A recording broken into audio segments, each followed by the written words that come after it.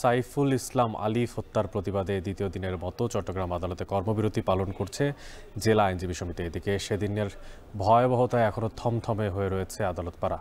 এ বিষয়ে আরও জানাতে সেখান থেকে যুক্ত হচ্ছেন সহকর্মী ফয়সাল করিম। ফয়সাল, কর্মবিরতির পাশাপাশি আইনজীবীদের আজকের দিনে আর কোনো কর্মসূচি আছে কিনা, পাশাপাশি জানাবেন যে আদালতপাড়ার এই মুহূর্তের আসলে সার্বিক পরিস্থিতি সেখান থেকে কি দেখতে পাচ্ছেন?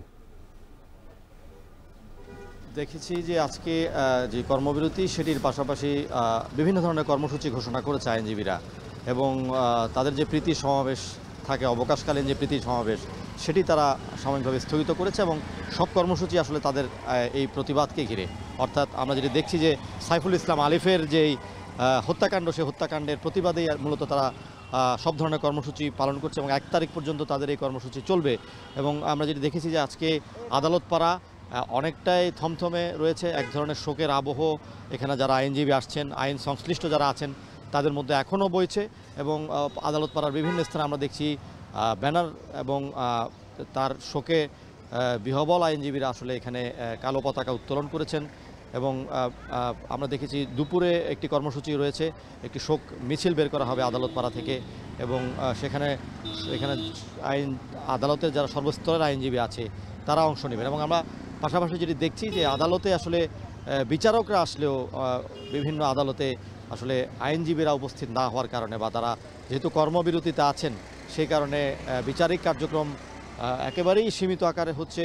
এবং এই চট্টগ্রাম আদালতে আসলে প্রতিদিন লক্ষাধিক লোকের সমাগম ঘটে এবং এই আদালতে প্রতিদিন হাজার হাজার মামলাও হয়, কিন্তু এই আইনজীবীদের যে এই কর্মবিরতি, সেই কর্মবিরতির কারণে এখানে বিচারিক কার্যক্রম ব্যাহত হচ্ছে এবং দূর দূরান্ত থেকে কিন্তু অনেকে এসে ফেরত যাচ্ছেন।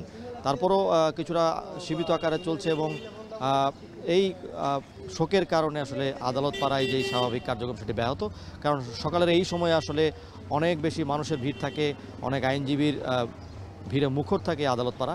আজকে কিন্তু চিত্রটা অনেকটাই ভিন্ন এবং আমরা যেটি দেখছি যে আসলে এই হত্যাকাণ্ড ঘিরে শুধুমাত্র আদালতপাড়া নয়, চট্টগ্রাম জুড়েই এক ধরনের শোক এবং এটি আলোচনার জন্ম দিয়েছে।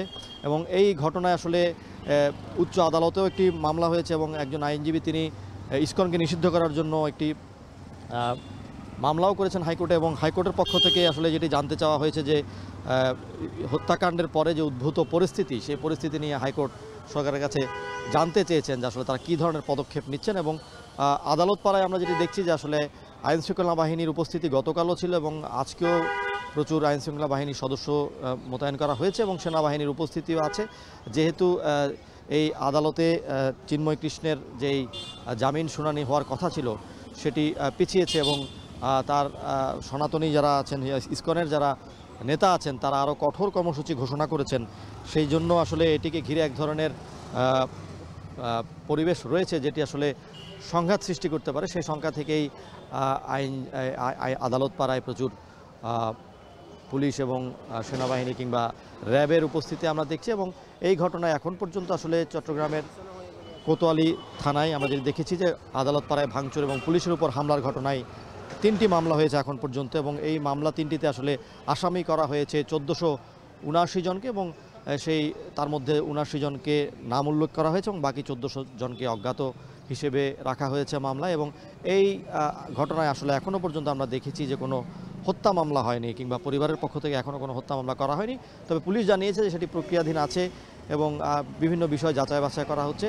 তবে এই ঘটনা এখন পর্যন্ত আমরা যে জানি যে গতকাল পর্যন্ত 27 জনকে আটক করেছে পুলিশ এবং তাদেরকে গতকালকে আদালতে তোলা হয় এবং সেখান থেকে কারাগারে পাঠানো হয় এবং তাদেরকে এখনও রিমান্ড মঞ্জুর করা হয়নি। তবে যাদেরকে আটক করা হয়েছে বা গ্রেপ্তার করা হয়েছে সেই মামলায় আসলে তাদেরকে এখন মূলত দেখানো হচ্ছে যারা আছেন তাদের কাউকে হত্যাকাণ্ডে যেমন সন্দেহে আটক করা হয়েছে, তেমনি আমরা দেখেছি যে আসলে নাশকতা বা ভাঙচুরের কারণে অনেককে কিন্তু এই মামলায় গ্রেপ্তার দেখানো হয়েছে। তবে এই আদালতপাড়ার যেই কার্যক্রম সেটি কিন্তু একেবারেই ব্যাহত এবং আমরা দেখছি যে বিচার প্রার্থী যারা আছেন তারা অনেকে এসে এখনও ফেরত যাচ্ছেন।